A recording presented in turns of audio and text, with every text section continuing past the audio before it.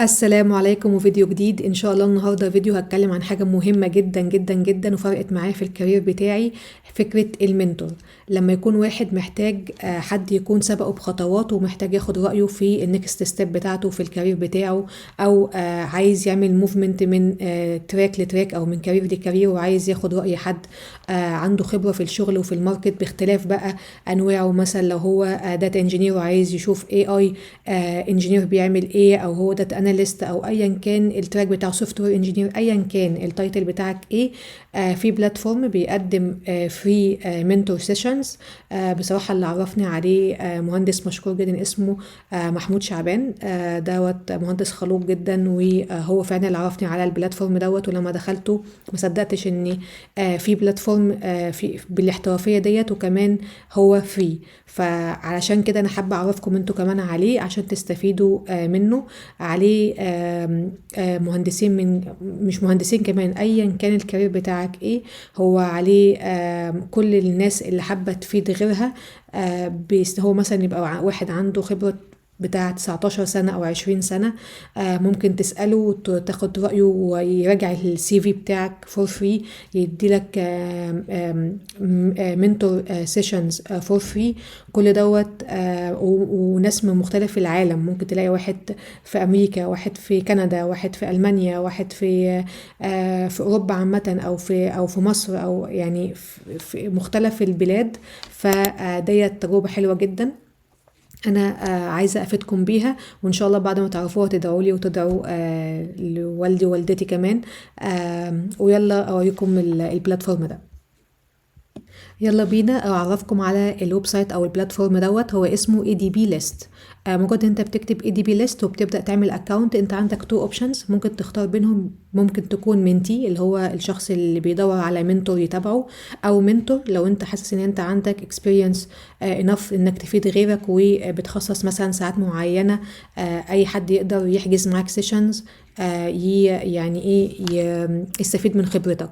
وانت منتور ممكن تبقى منتي، يعني ممكن وانت منتور عادي تعمل الاكونت بتاعك ان انت منتور، وتحجز برضو مع حد يتابعك ويراجع معاك التراك، او تاخد خبرة، او لو في مشكلة واقفة معاك في الشغل مثلا، وهو عنده اكسبيرينس قوية في التول ديت، ممكن تستشيره في الجزئية دي.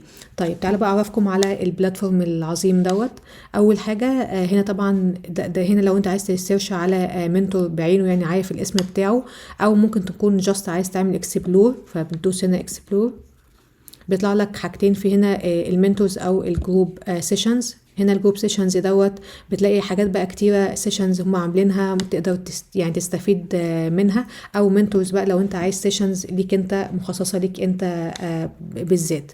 طيب هنلاقي هنا هو بيقول لك سيرش باي نيم او كومباني او رول. يعني شوف انت عايز، لو مثلا يعني انترستد بشركة معينة وعايز تعرف الاندستري فيها عاملة ازاي، او عايز تكلم حد من الشركة ديت بحيث انك تستفيد من خبرته، فممكن تسيرش بالكومباني او بالنيم لو انت عارف شخص بعينه، او بالرول. مثلا لو احنا مهتمين بالداتا انجينيرنج، فانا هكتب هنا مثلا داتا انجينير واعمل سيرش، فهو كده طلع لي الداتا انجينير في الحته ديت، او المهتمين بالجزئيه دي.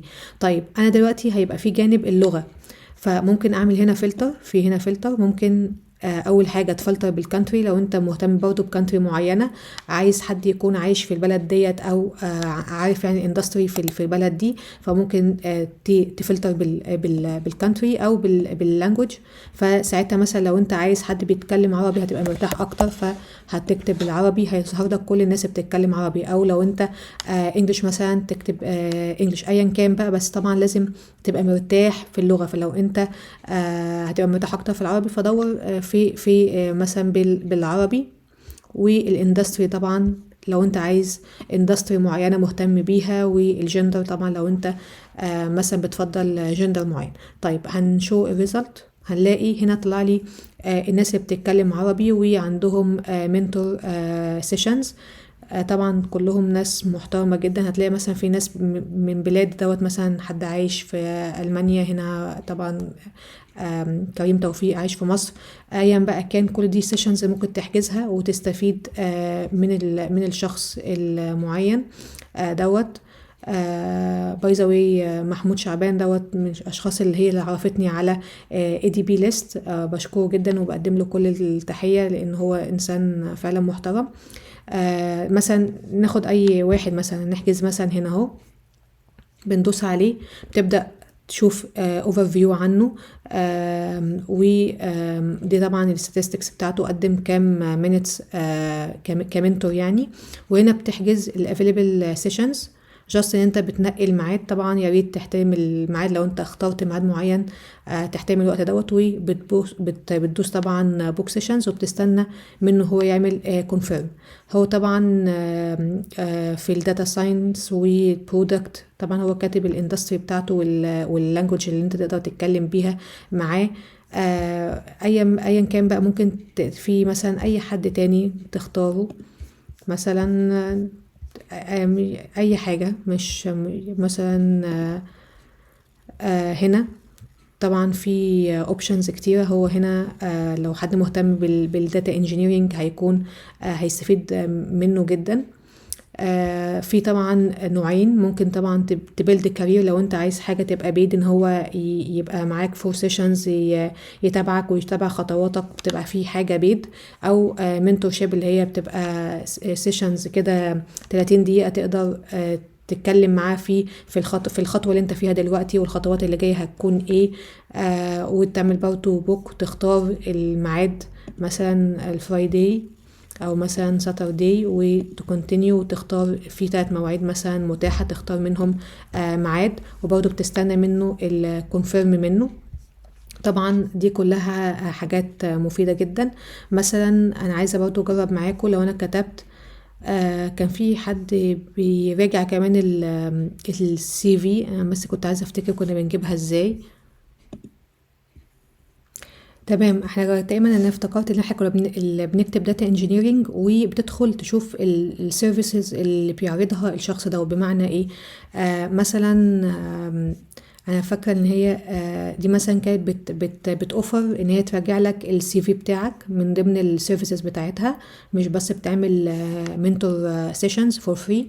فاحنا مثلا هنا هو هنلاقيها عامله كذا حاجه فري، ممكن منتورشيب سيشنز فور فري، او ان هي تراجع لك السي في تعمل ريفيو ليه برضو فور فري في 20 minutes. طبعا دي من الحاجات اللي انت ايه ممكن تبوكوي تبدأ تشوف الحاجات اللي هي بتقدمها.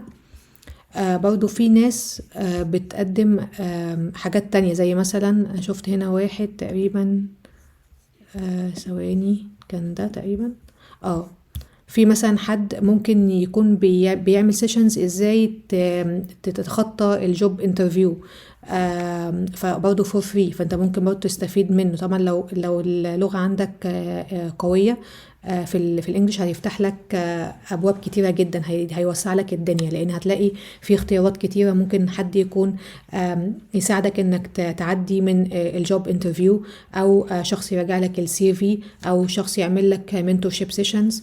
كل ديت ممكن يقدر يعني يفيدك بيه.